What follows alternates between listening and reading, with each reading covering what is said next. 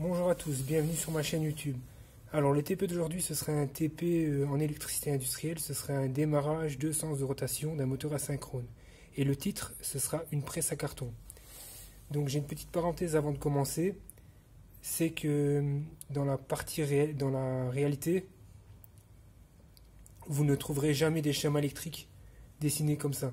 Ça ce sont des schémas électriques purement éducatifs pour vous expliquer, pour que vous ayez beaucoup plus facile à comprendre. Donc ici, vous avez la partie puissance, là, la partie commande. Cet appareil que vous voyez là, c'est le disjoncteur magnétothermique, la protection moteur, d'accord, qui protège en cas de court-circuit, de surintensité, de surcharge, pour protéger ses enroulements. Et lui, il a un avantage, c'est qu'il est réarmable à volonté, sauf bien sûr quand le bilame a chauffé. Il faut attendre que son bilame refroidisse avant de le réarmer. C'est beaucoup mieux d'utiliser ça que des fusibles. D'accord? Parce que des fusibles, il faut à chaque fois les changer. Et voilà quoi, c'est un peu chiant. Et alors ici, les contacts que vous avez ici, KM1 et KM2, ce sont des contacts de puissance. La bobine que vous voyez là, c'est un contacteur auxiliaire. Donc ça représente le contacteur auxiliaire, donc la bobine d'un contacteur auxiliaire. La bobine que vous voyez là, c'est KM1 pour son premier sens de rotation. Celle-ci, KM2 pour son deuxième sens de rotation. Le bout de poussoir que vous voyez là, S3 c'est pour son bout de poussoir de mise en marche. S4 c'est pour le faire aller manuellement dans le premier sens de rotation pour le faire descendre. S5 ici, c'est pour le faire aller manuellement dans le deuxième sens de rotation pour le faire remonter. Et les contacts que vous voyez ici, avec les petits parachutes ouverts et fermés, celle-ci, elle travaille avec ce contacteur qui est ici. Donc avec cette bobine qui est là. Donc c'est une temporisation retardée au déclenchement. Donc ça veut dire qu'elle fonctionnera uniquement quand elle ne sera plus alimentée. Et celle-ci c'est l'inverse. C'est une temporisation retardée à l'enclenchement. Elle fonctionnera quand elle recevra une tension. Au bout d'un certain temps, elle va fermer ce contact ici. Donc explication du schéma. Quand je vais enclencher ici le disjoncteur moteur, il va fermer son contact de précoupure qui est là. Préalablement, j'aurai enclenché le disjoncteur bipolaire. La tension va arriver jusqu'ici, à chaque borne A2 de chaque contacteur et chaque lampe. Et la tension va venir là, là, là, là, là, là et là. Mais il ne se passera rien tant que j'appuie pas sur S3. Quand je vais appuyer sur S3, K1 va s'enclencher, va fermer son contact ici de maintien. Je pourrai relâcher le bout de poussoir, donc il sera auto-maintenu. Donc comme lui, il y a une temporisation, mais il va commencer à faire son travail. En même temps, il aura fermé ce contact ici, K1.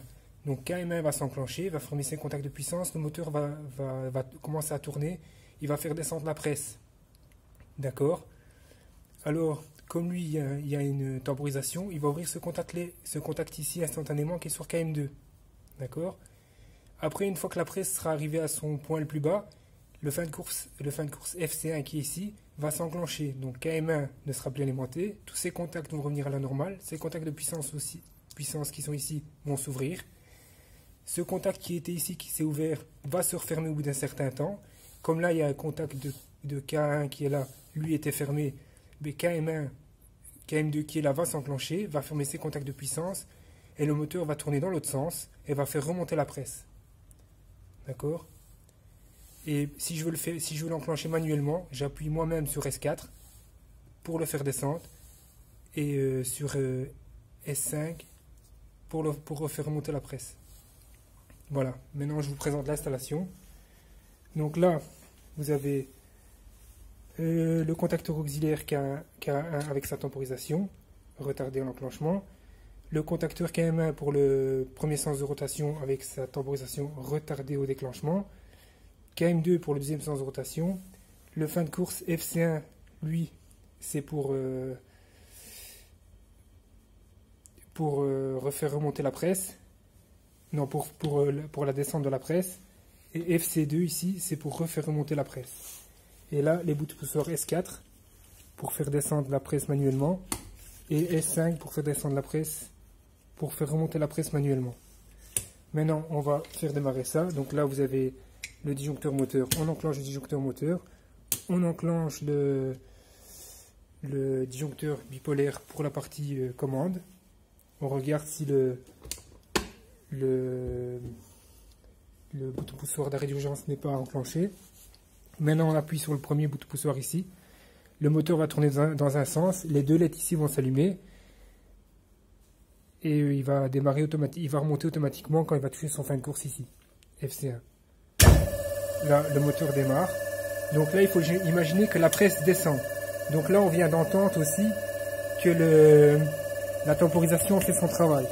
Maintenant, il arrive sur son fin de course. Donc, il faut imaginer que la presse touche le fin de course. Et bien, au bout d'un certain temps, KM2 va s'enclencher, le moteur va repartir dans l'autre sens et la presse va remonter. Voilà. Là, il faut imaginer que la presse remonte. Une fois que la presse est remontée, elle va toucher son fin de course FC1 qui est ici. Enfin, FC2, pardon. Et le tout s'arrête. Donc là, la presse est revenue à son point le plus haut. Maintenant, si je veux le faire manuellement, je vais appuyer sur S4. D'accord? Je vais faire descendre la presse. Là, je fais descendre la presse. Je vais appuyer sur S5 pour le faire remonter. Mais il ne fonctionnera pas tout de suite. Pourquoi? Parce qu'il y a la temporisation qui fait son travail. Là, on vient d'entendre le clic de la temporisation. Maintenant, je peux appuyer sur S5 pour faire remonter la presse. Et vous voyez la LED verte pour la remontée de la presse. Et ici, S4 ici, la LED blanche va s'allumer pour la remontée pour la descente de la presse. Voilà.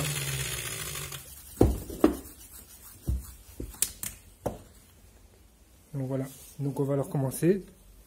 Ici, j'appuie sur ce bouton poussoir là, le moteur va tourner dans le premier sens, donc la presse va descendre. Elle touche son fin, on va dire que la presse est arrivée à son point le plus bas, donc on entend la tempo qui a fait son travail. Elle va toucher son fin de course FC1. La presse s'arrête, elle va redémarrer dans l'autre sens au bout d'un certain temps. Et la LED blanche ici s'est éteinte. Après, elle arrive à son fin de course haut. Ben c'est le fin de course ici qui va se déclencher. Et le tout va s'arrêter. Voilà. Et si je veux le faire aller manuellement, j'appuie moi-même sur S4. La presse descend. Et j'appuie sur S5 pour faire remonter la presse.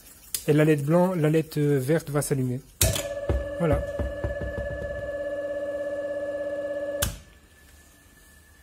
Et donc ce démarrage-là, ben, c'était le démarrage de sens de rotation automatique et manuellement d'une presse à carton. Maintenant, ben, excusez-moi pour l'aspect rudimentaire de ce câblage, mais malheureusement je n'ai pas de goulotte ni de platine. Si j'aurais eu des goulottes et des platines, j'aurais pu vous faire ça beaucoup mieux et beaucoup plus proprement. Je vous remercie beaucoup et je vous souhaite une bonne journée, enfin une bonne fin de journée.